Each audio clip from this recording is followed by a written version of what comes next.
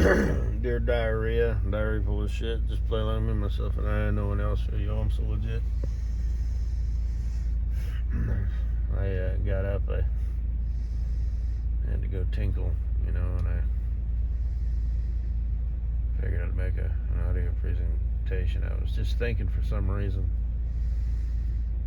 I went through this intersection yesterday, and there was I drove past and I see this a lot. I've made audio presentations about this before. When you see either a homeless person or homeless encampments, they're always fucking trashed. They got shit, strewn about all over the place.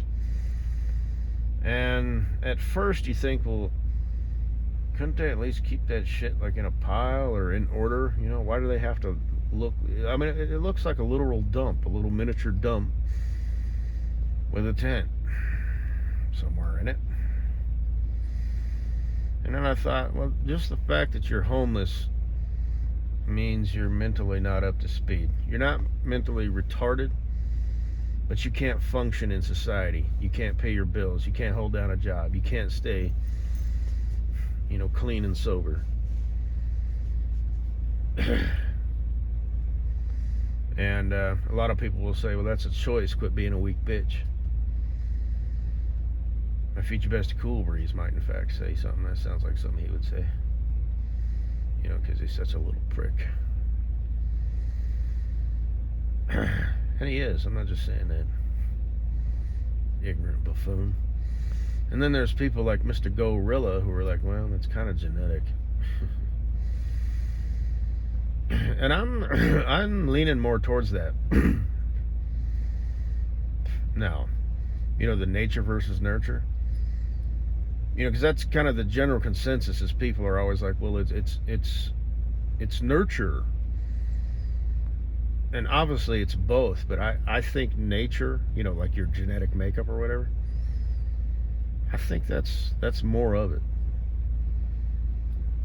So he makes a lot of good points. And I know that for a fact. Like, who you are is who you are.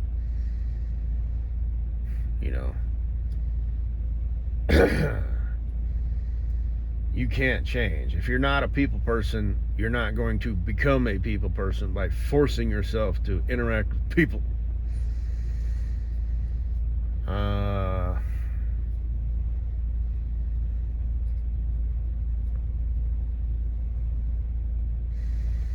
But anyway, I drove past a shitty ass place like that.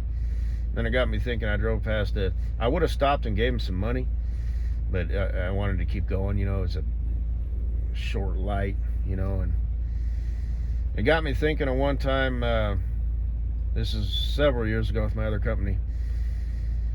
I thought, well, maybe I could rig up like a Ziploc bag and put the money in there and weight it with like a rock or something, and just carry it with me to have it in case I encounter a beggar, a bum, whatever.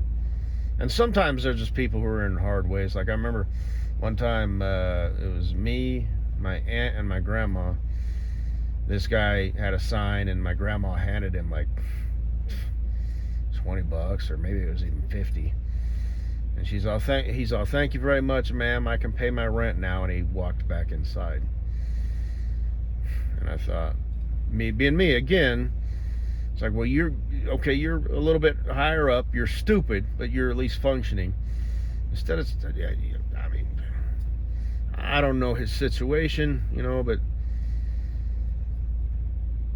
instead of standing out, begging, for 5-6 hours, however long it takes, have you thought about maybe getting looking? I don't know if you're employed or not. Looking for a better job, maybe taking a part-time gig. I don't know. Just standing on the corner with a sign is your thing. Thanks, ma'am. I can pay my rent now. I'm sure he went inside and played video games. Took a couple puffs of Mary Jane, and all that shit. So, who knows? But this is in, I don't remember where it was at, but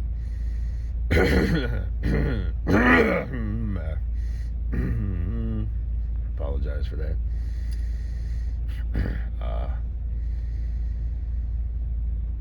There was a bum, but or a beggar, and he was like on the other side of the street. And I went and bought like a sandwich. I bought like 2 sandwiches and like 2 bottles of water, and put like $20 in a paper bag. And I drove through the intersection and I chucked it out the window like several feet. And I said, "Hey, there's money in there, bro." You know, and so he didn't think I was just throwing garbage at him. That was pretty stupid. You know, because I'm sure everybody saw that, you know what I mean? This truck driver. And they probably did think I was chucking garbage out the window. "You piece of trash!" Tee tee tee.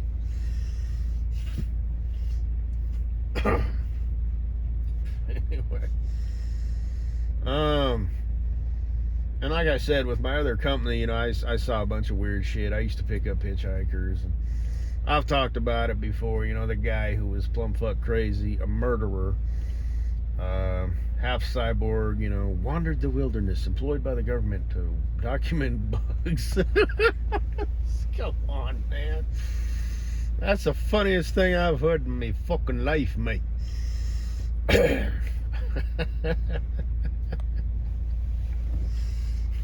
And I didn't want to pick his brain too much because I didn't want to put him on the spot, you know, and trigger something, you know. Because he said he was a 008, which is a 007, only a little better. So, that's his words, not mine.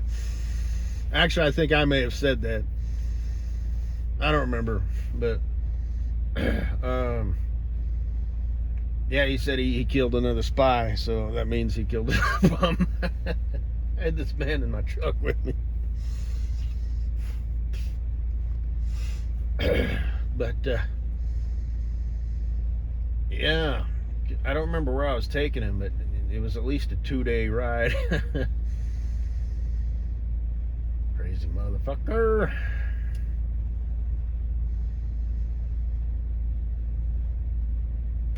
But and sometimes I'd stay in a motel and I'd put them in their own room. You know, it's happened a few times. This one guy had a little puppy, pit bull. His name was Iris. This one chick actually got in the truck. She had a full size. I think it was a pit bull. So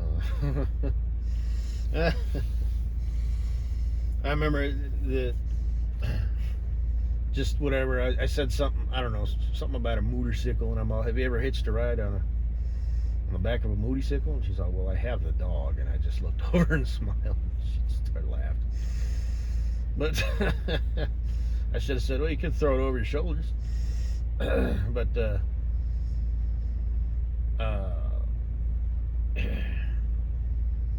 we got passed by a U-Haul truck, and it said, you know, new, now more aerodynamic than ever. And I said something like, "I always thought that was funny. You know, now more aerodynamic than ever. It doesn't get much more aerodynamic than a square." Yeah, she laughed. It was everything she had not to just jump on me and ride me off into the sunset. She's kind of cute. Man, I've seen people at truck stops, you know, it's like 4 of them. They got a fucking guitar, you know, and like 2 dogs. And it's like, yeah, good luck with that. So, anyway, it's actually illegal. They're unauthorized riders because it's a commercial vehicle, but I used to do it. And then finally I stopped because I got, some of them weren't too bad, but a lot of them, you know, you had to Lysol balm your truck afterwards. They didn't smell like ass or anything, but they smelled like baked on, you know, BO.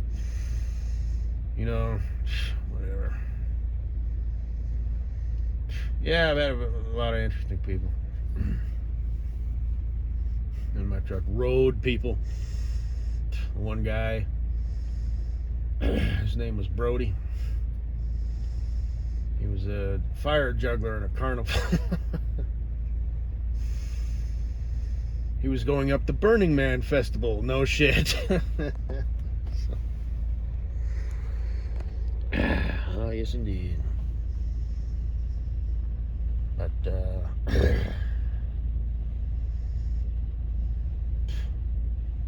self-taught. But, of course, hippies always are. Nothing wrong with that. My cousin's a hippie. He taught himself to play the guitar. All hippies play the guitar.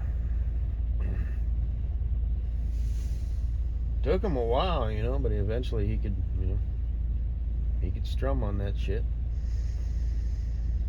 And I remember even back in the day when I was bumming around with him, I'm me, right? So I'm like, who the fuck cares? And why would you take so much time to self-teach yourself such a worthless fucking endeavor? But anyway, man.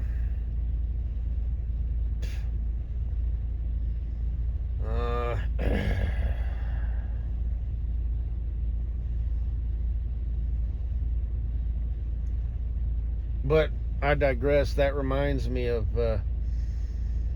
one time, again with my other company, there was this dude, it was in the St. Louis area. Because that's basically where the company was based out of. They were actually in Illinois, but they were just across the Dub River. And there was this guy, one of these, beggars or whatever, who was aggressive, quote unquote, for lack of a better word. And he would like walk down traffic.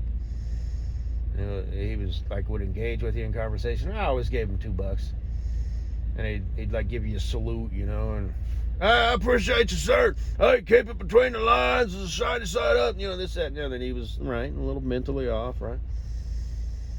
And he said one time I gave him $2 or $5, and he's all, hey, I appreciate you, sir. Hey, I saved a man's life today. And I'm like, oh, really? You know, whatever the hell I said. And he's all, yeah, I found him, but he was OD'd. He was in a tree. It's just whatever.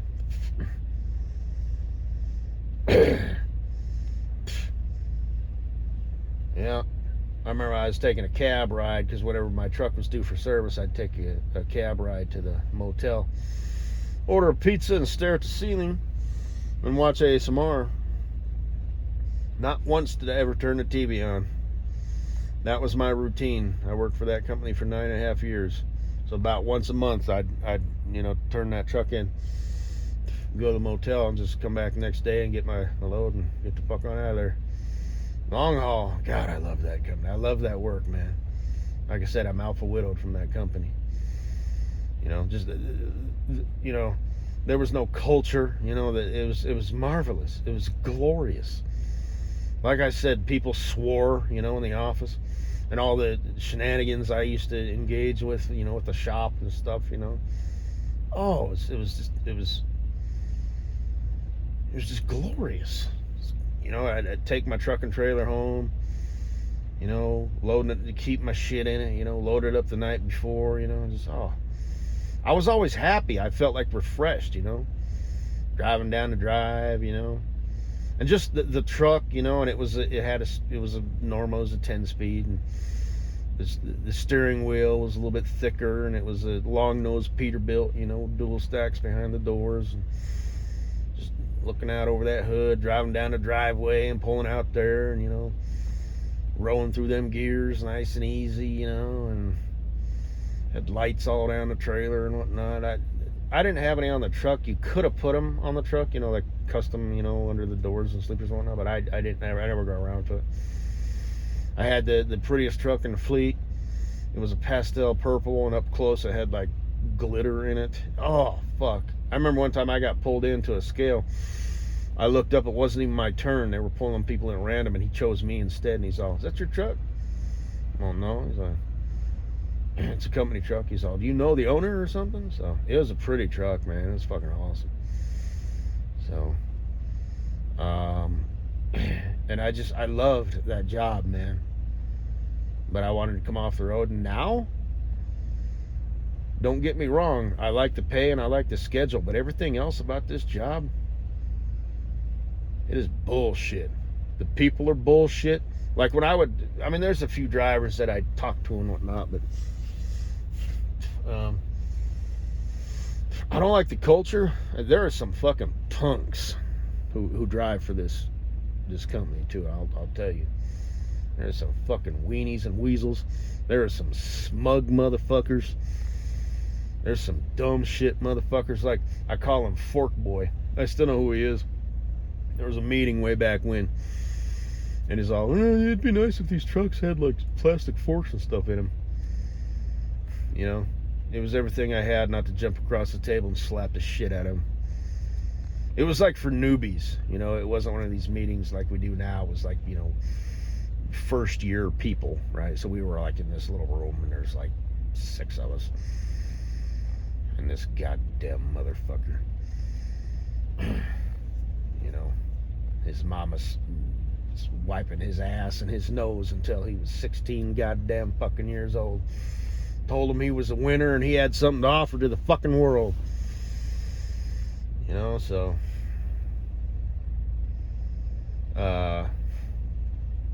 anyway, guess that's all I gotta say, baby. I see I got 3 views on my whatever. So